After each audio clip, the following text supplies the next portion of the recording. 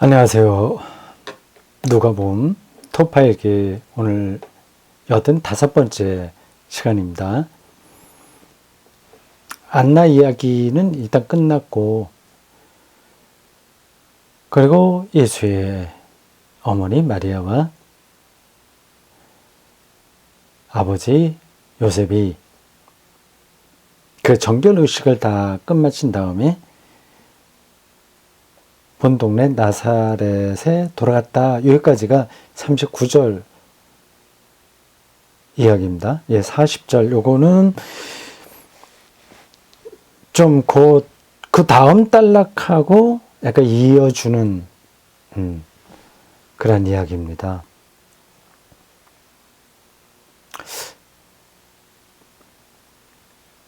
(40절입니다) 아기가 자라며 강하여지고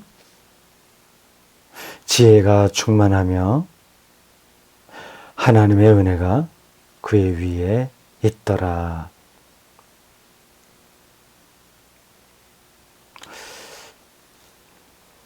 짤막한 표현인데 감격스러운 내용이에요. 여러 가지 점에서 그렇습니다. 아기가 자라며 이런 표현도 그냥 시큰둥하게 들으면 아무것도 아닙니다. 아기는 잘하지. 당연히 잘하지. 잘 먹으니까 잘 자라겠지. 이렇게 생각할 수 있어요. 아기가 자란다는 것은 기적적인 사건입니다. 그리고 거기에 얼마나 많은 일들이 거기에 연관되는지 모릅니다. 어마어마한 거죠. 아기가 자라려면 우주 전체의 힘이 거기에 모여야 될 겁니다.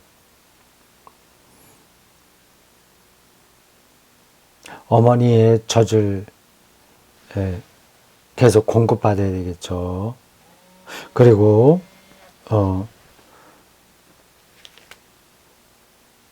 숨도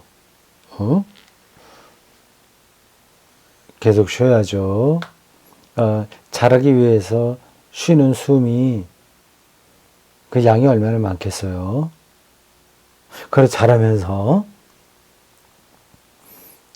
그 자라기 위해서 배워야 될 건 또 얼마나 많겠습니까? 한 아기가 자란다는 그 사실에 우리가 신비한 관점이 없으면, 그 관점으로 바라보지 않으면 우리의 삶은 정말 삭막해집니다. 그 매 순간순간이 얼마나 놀랍냐 하는 거를 좀 가슴 충만하게 느낄 수 있어야 되죠. 그게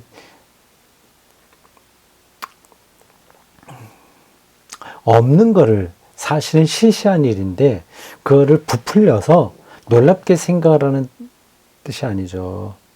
이거 제가 더 말하지 않아도 여러분들은 저보다 더 그걸 절실하게 느끼실 겁니다.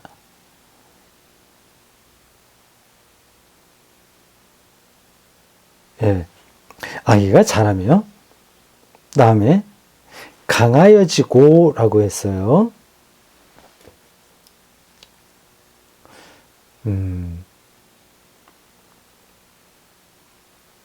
튼튼하게 자라는 거죠.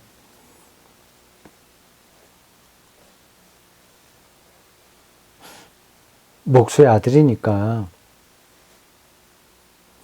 육체 노동을 하는 아버지 밑에서 건강하게 자란 것 같습니다.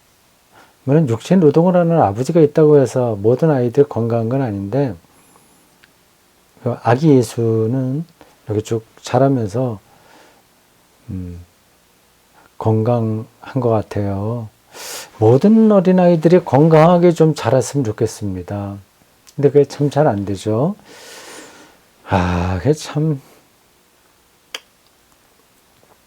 안타까운 일이에요. 이렇게 의학이 많이 발전했는데도 소아들이 소아암 병동 이런 데는 그 아이들이 많이 모여 있잖아요. 그들이 당하는 고통은 뭐 말할 수 없죠. 건강하게 좀 자랐으면 좋겠습니다. 근데 이게 건강하다는 게 육체도 좀 건강해야 되고 당연히 이것도 뭐 할 말은 참 많네요. 근데 제가 말만 그렇게 많이 하지 실질적으로 하는 건 또 별로 없어요. 그냥 딱 합니다. 그냥 말을 하면 좀 그렇게 좀 살아야지 말만 하고 실제로는 그렇게 살지 못하면 어떻게 하나? 그런 좀 부끄러운 때가 좀 종종 있습니다. 건강하게 자라기를 내가 바란다 이 얘기는 하는데 그럼 그렇게 좀 아이들이 잘할 수 있도록 뭔가 실질적인 노력을 해야 되지 않냐 그렇게 말할 수 있어요. 그건 뭐 여러분들이 다 이해를 하실 겁니다. 제가 또 맡은 역할은 또 역할이고 실제로 하는 사람은 하는 거고 또 기회가 있을 때 그런 일에 동참하면 하고 최선으로 어떤 방향을 정하면 되겠죠. 아이들이 건강하지 못할 때에도 건강한 아이처럼 살 수 있도록 이 사회가 뒷받침해야 됩니다. 장애 아이들이 그 장애로 인해서 인생이 불행해지지 않도록 우리 사회가 뒷받침해야 된다는 얘기입니다. 그게 이제 강화여지고라고 하는 이 말씀을 우리가 바르게 받아들이는 자의 태도죠. 근데 이게 우리 대한민국에서는 쉽지 않은 얘기예요.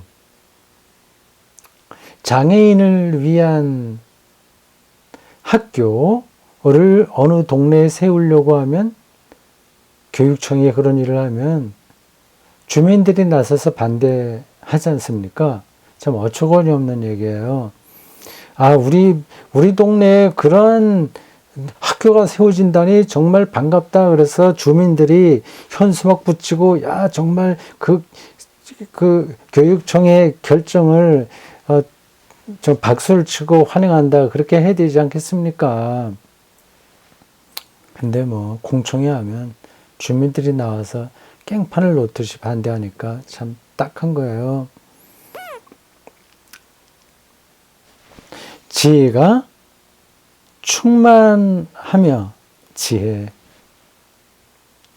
그러니까 몸만 건강한 게 아니라 마음도 건강하다는 거겠죠. 지혜가 충만하다는 것은요. 우리 아이들이 그렇게 좀 잘할 수 있도록 어른들이 좀 도와야 되지 않을까요? 그러려면 뭐 우리가 고쳐야 될 게 뭐 한두 가지가 아닙니다. 입시 중심의 이 교육 제도를 좀 벗어나야 되고요. 청소년 시절에 삶이 얼마나 새롭냐, 신비롭냐, 그 다른 세계에 대한 희망들, 그 상상력, 이런 것들이 풍성해져야 됩니다. 근데 이게 지금 거의 막혀 있잖아요. 그냥 그 공부하는 기계처럼 청소년들이 살고 있잖아요. 뭐 어떻게 하겠어요? 그게 현실인데. 그럼 어떻게 극복할 수 있을지 참 갈 길이 멀긴 합니다. 예를 들자면 이런 제도를 실행하면 어떨까요? 지금 뭐 공부 잘하는 학생들은 다 의대 뭐 가려고 하지 않습니까? 거기 의대에 수험생들을 이렇게 뽑는 거예요. 그러니까 공부 잘하는 뭐 5% 안에 드는 사람들 한 반, 정원이 100명이라고 한다면 어느 의대에 한 100명이라고 한다면 50명은 실력대로 뽑고 높은데 그리고 30%는 한 실력이 중간쯤 되는 그 밑에 있는 학생들을 뽑고 20%는 중간보다도 조금 내려와도 되고 그 정도 평균 정도 되는 아이들을 뽑고 그래서 한 100명을 만드는 거예요. 그래서 그렇게 하면 꼭 고등학교 다닐 때 상위 5%, 2% 거의 아마 의대 같은 데 가려면 1% 안에 들어야 되지 않습니까? 그렇게 뽑아서 교육을 시키면 그러면 약간 여유가 있는 거죠. 아, 그럼 머리 좋은 애들이 의대에 와야지 무슨 얘기냐 그 생각하실 텐데 그렇지 않습니다. 머리 좋아야 의대 공부하는 거 아니에요. 그리고 고등학교 때 그 실력 차이라고 하는 건 부모가 얼마나 밀어주는 애에 따라서 크게 다르거든요. 그러니까 그냥 어느 정도 중간쯤 정도의 지적인 능력이 있으면 의대에 들어가서 아주 뛰어난 아이들하고 같이 공부할 수 있습니다. 그렇게 이제 입시 제도를 바꾸면, 그리고 서울대학부터 계속 서열을 매기는 방식이 아니라 서울대도 좀 그런 방식으로 뽑을 수 있는 거죠. 아주 우수한 애들 한 50% 뽑고, 그 밑에 들어가는 애들이 한 30% 뽑고, 전국적으로 한 중간쯤 되는 애들 한 20% 뽑고, 그래서 같이 섞어서 공부하면 다 따라옵니다. 이게 너무 이상적인 걸까요? 근데 그렇게 해야 아이들이 좀 몸과 마음이 건강하게 청소년 시절을 보낼 수 있거든요.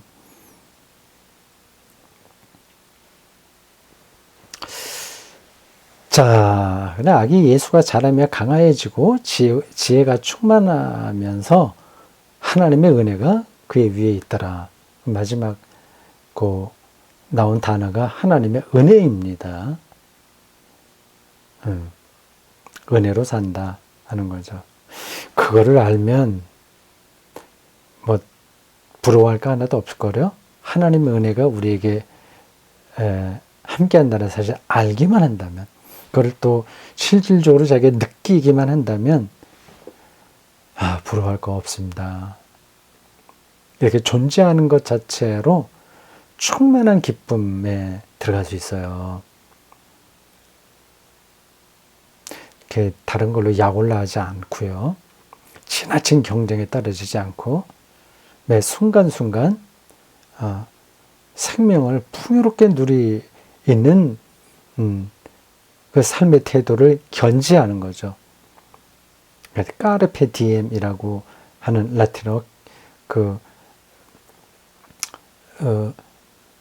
아포리즘 있지 않습니까? 경구요. 순간을 포착하라. 삶이 그렇게 세상이 만들어 놓은 계산서대로 순서 배열되는 게 아닙니다. 하나님의 은혜 더 잘 생각해 보시죠. 네, 오늘 여기까지입니다. 수고했습니다.